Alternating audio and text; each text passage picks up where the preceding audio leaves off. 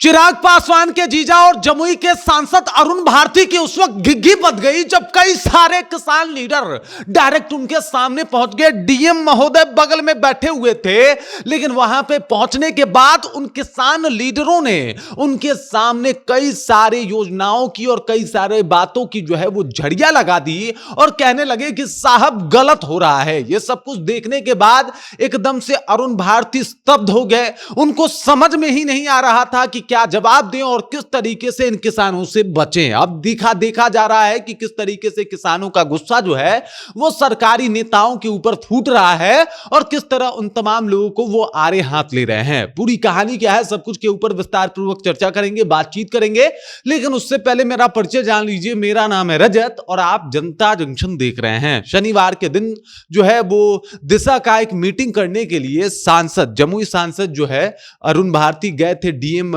Office के समन्वय में और वहां पे बैठ के विधायक झाझा विधायक के साथ इन लोगों की मीटिंग चल रही थी। मीटिंग के दौरान बातचीत जो है ये लोग दिशा के ऊपर कर रहे थे, लेकिन इसी दौरान दरअसल मामला ये हुआ कि किसान बौखलाए हुए थे। बौखलाने का कारण ये है कि भाई उनकी एक नदी है और उस नदी का नाम भी आपको बता दे रहा हूं, बरनार नदी। बरनार नदी में लगातार अवैध खनन का काम जो है वो जारी है, कोई उसे रोक नहीं पा रहा और जमुई सांसद जो है इसके ऊपर एकदम से उनका उदासीन रवैया है, वो ज्यादा एक्टिव नहीं हो पा रहे, ज्यादा कुछ बेहतर नहीं कर पा रहे और इसी को लेके किसान जो है वो वहां पे पहुंचे और एकदम से उनके सामने अपनी बातों की जो है वो झड़ी लगा दी और कहने लगे कि साहब हमारी ये मांगे हैं, इसको पूरा कीजिए वरना आपको सांसद बनाने का क्या फायदा। इस तरीके की बातें वहां पे शुरू हो गई। वहां पे बैठे डीएम महोदय भी आश्चर्यचकित हो गए कि अचानक से किसान इतना क्यों बौखला गए। बौखलाने का बात भी है, खनन लगातार जो है वो बरनार नदी में रुक नहीं रहा और लगातार वहां से अवैध तरीके से बालू की ढुलैया जो है वो जारी है,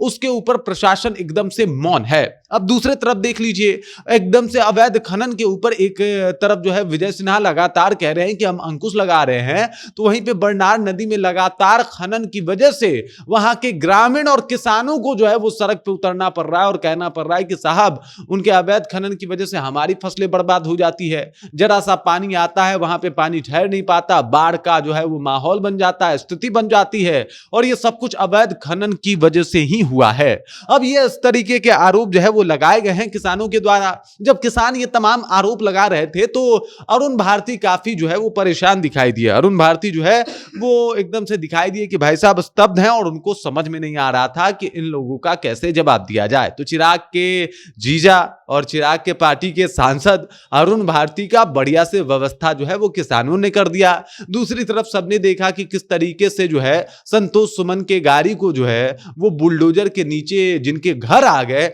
उन लोगों ने, तमाम लोगों ने उनको घेर के कर दिया और ये स्थिति बताती है कि अब सरकार को लेके जो है वो असंतोष अभी से ही दिखाई देने लग गए, क्योंकि सरकार बने हुए मुश्किल से 3-4 महीना हो रहे हैं और इसी बीच जिस तरीके का माहौल बन गया, जिस तरीके से जो है कहीं ना कहीं स्थितियां बन गई, परिस्थितियां बन गई और लोग विरोध पे लगातार विरोध कर रहे हैं, ये बातें बता तो रही है कि सरकार की मुश्किलें बढ़ रही हैं। अरुण भारती जिनको वहां पे डायरेक्ट चिराग पासवान ने उतार दिया हेलीकॉप्टर से, अब उनको समझ में नहीं आ रहा था कैसे जवाब दें, चीजों को कैसे हैंडल करें, तो स्थिति और जो है वो नाजुक होती हुई दिखाई दी। हालांकि किसानों का मांग भी वाजिब है। उनका कहना है कि हर साल यहाँ पे खनन हो रहा है, हर साल जो है वो कई बार नदी में पानी नहीं आता, कई बार पानी आता है तो बाढ़ का रूप ले लेता है, इस वजह से हम लोग को समस्या होती है, हमारी समस्या कौन सुनेगा। उधर अगर बात किया जाए तो विजय सिन्हा लगातार कह रहे हैं कि भाई खनन के ऊपर हम रोक लगा देंगे, लेकिन अगर इन किसानों की मांग देखी जाए तो खनन तो जमुई में हो रहा है, उसके ऊपर तो विजय सिन्हा का वो पावर, वो ताकत,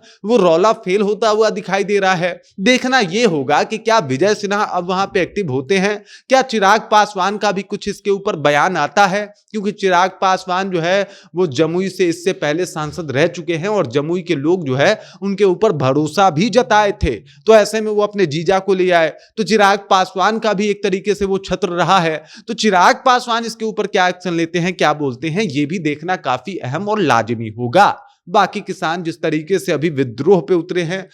जिस तरीके से आंदोलन कर रहे हैं, उसे आप कैसे देखते हैं, कमेंट करके अपना विचार हम तक पहुंचा दीजिए। बाकी आप देख रहे हैं जनता जंक्शन और मेरा नाम रजत है।